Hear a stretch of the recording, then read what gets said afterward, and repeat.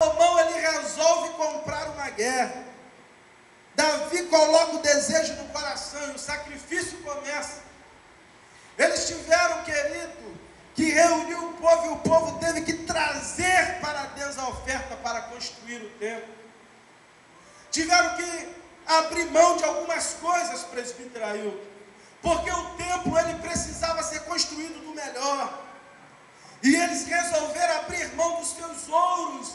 Não falo isso no sentido material, mas eles estavam algumas coisas de valor, que eles davam valor, que eles se prendiam àquilo. Eles resolveram abrir mão de tudo aquilo que os prendia, de todos os valores materiais, para entregar para o espiritual. Eles resolvem levar o melhor e depositar na mão de Deus. Foi como aquela mulher que chegou com um vaso de alabastro e derramou sobre a cabeça de Jesus. E ela derramou o melhor. Irmãos, o nosso sacrifício é que nós precisamos começar dando para Deus o nosso melhor.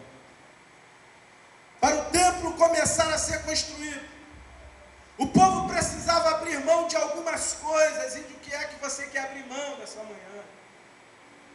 Quantas pessoas não abrem mão dos seus jeitos? Deus, ele não pode mudar ninguém se nós não estivermos dispostos a ser mudados por Ele. Tem pessoas, querido, que não querem abrir mão das suas manias, não querem abrir mão dos seus jeitos. Permita o Espírito Santo de Deus trabalhar na sua vida, edificar um templo, edificar você, trabalhar na sua vida de uma maneira especial.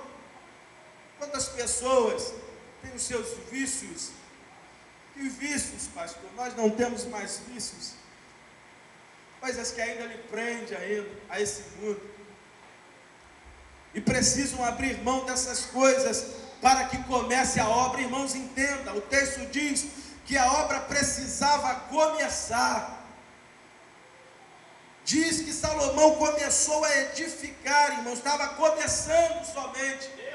Para Deus começar, irmãos, você tem que começar a abrir mão de algumas coisas da sua vida, se sacrificar um pouquinho, dedicar a sua vida a Deus.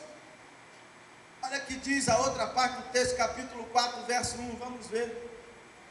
Eles começam desse jeito, capítulo 4, verso 1 diz assim: também fez um altar de metal, de 20 côvados de comprimento, e de 20 côvados de largura, e de 10 côvados de altura. Dentro do templo tinha que ter um altar. Dentro do templo.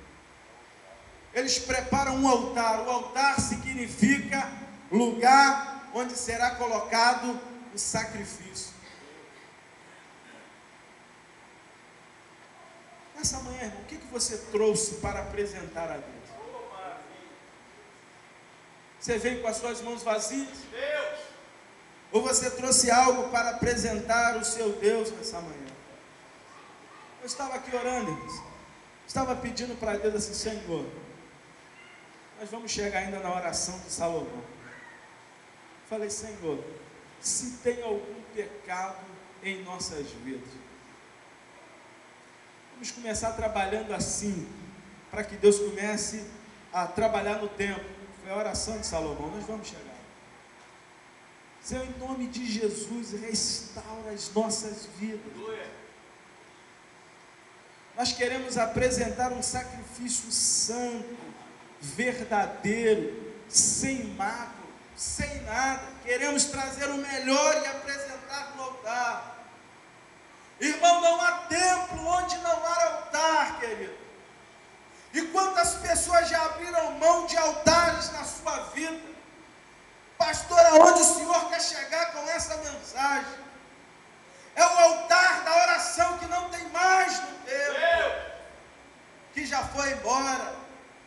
Que templo é esse que o Espírito Santo de Deus vai encher, se o altar da oração não está lá, se o altar da palavra, da busca, quantas coisas têm nos afastado da presença de Deus. Em nome de Jesus, nessa manhã, aonde tem templo, tem que ter altar, querido. Em nome de Jesus, edifique um altar na sua casa, edifique um altar na sua vida, edifique um altar, o altar da oração, da busca, da leitura, em nome de Jesus. Abrimos mão de tantas coisas, e às vezes nós falamos, está tudo bem comigo, porque eu sou o templo do Espírito Santo, e o Espírito Santo, ele só precisa de um tempo para habitar. Amém? Salomão sabia disso e queria que o Espírito Santo de Deus estivesse no templo. A primeira coisa que Davi colocou no coração foi: vamos tirar, vamos dar o melhor para Deus. Deus, ele não pode habitar em tenda, vamos colocar ele no templo. Que Deus, o nosso Deus, habite no templo, no melhor, que a gente pode dar de melhor. Salomão sabia que precisava ter um altar, porque no templo precisava ter sacrifício. Naquele momento, irmãos, eu quero ensinar algo à igreja. Sei que muitos aqui sabem disso. A gente aproveita a mensagem para falar determinadas coisas. Irmãos, nós temos gastado o nosso tempo com tantas coisas que não são pão. Eu estava aqui orando, nós estávamos orando, e de repente deu 8 horas. Foi rápido, né? Já são 8 horas. Passou muito rápido. E o que eu quero dizer com isso é que o tempo passa rápido mesmo. A hora voa mesmo. Sabe o que nós fazemos? Tem até uma mensagem que muitos mandam. Eu coloquei isso até no site da igreja. A Bíblia e o celular. Isso é só para fazer uma ilustração. Se nós andássemos com a Bíblia como nós andávamos com o celular, primeiro que nós não abriríamos mão dele. Você estaria sempre com ela na sua mão.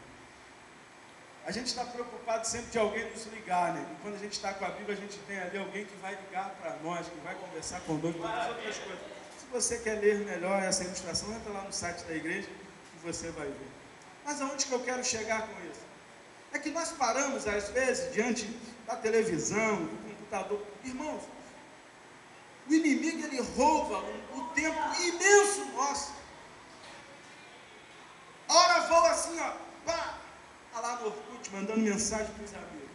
Foi 3 horas, tem gente que de madrugada não dorme, fica de madrugada na internet, e não tem coragem de se levantar de madrugada para orar. Meu Deus, o que adianta o templo se o altar não está do lado?